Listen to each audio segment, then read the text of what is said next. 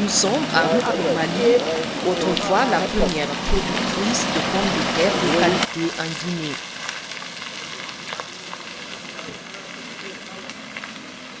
Aujourd'hui, la préfecture de Mali est confrontée à d'énormes difficultés qui l'empêchent de garder sa place, regrettent les acteurs du secteur. L'agriculture de Mali va plus ou moins bien, dans la mesure où nous avons des difficultés énormes en ce qui concerne l'aménagement des domaines agricoles, la maîtrise de l'eau, la maîtrise de toute la chaîne de valeur, le stockage, les chambres froides, tous ces éléments qui qui favorisent un développement agricole ne se trouvent pas ici à Mali. Pourtant, cet entrepreneur agricole doublé de président de la Chambre préfectorale d'agriculture et de l'élevage de Mali rappelle une histoire qui contraste avec la réalité. Il nous explique que la première pomme de terre a vu le jour à Mali, introduite par le colon blanc.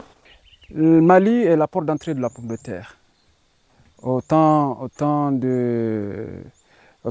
colon, le colon blanc qui était là à l'époque à Mali a fait rentrer la pomme de terre ici à Mali. Il a expérimenté pour la première fois la pomme de terre ici à Mali, ça marchait. C'est à travers cette expérimentation on a dupliqué dans toutes les sous-préfectures et dans certaines préfectures de la Guinée la production de la pomme de terre. Et depuis Mali jusqu'à un passé très très récent, produisait la meilleure pomme de terre en République de Guinée. Je dis bien en République de Guinée. Malgré les nombreux problèmes auxquels sont confrontés les producteurs de Mali, des solutions existent pour y remédier. Aliou Souaré invite l'État à investir davantage dans la préfecture, à l'instar des autres régions qui ont réussi à se faire une place dans le monde de la production de pommes de terre en Guinée grâce aux aides reçues. L'aménagement de ces domaines-là, mais aussi le désenclavement de la préfecture de Mali. Ça, c'est l'appel le plus pressant.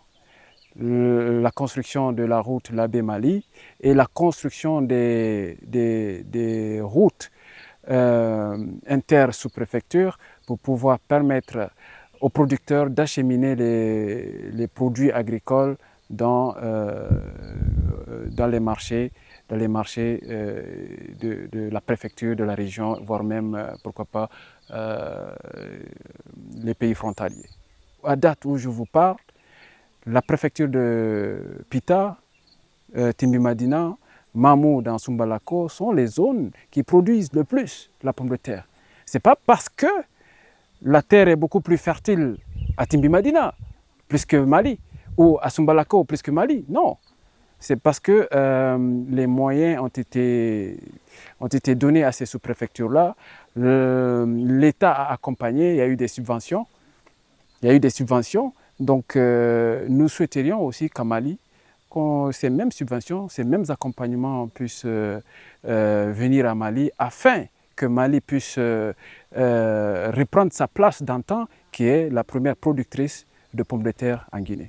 Les jeunes producteurs de Mali gardent l'espoir de retrouver un jour leur place de premier producteur de pommes de terre en Guinée.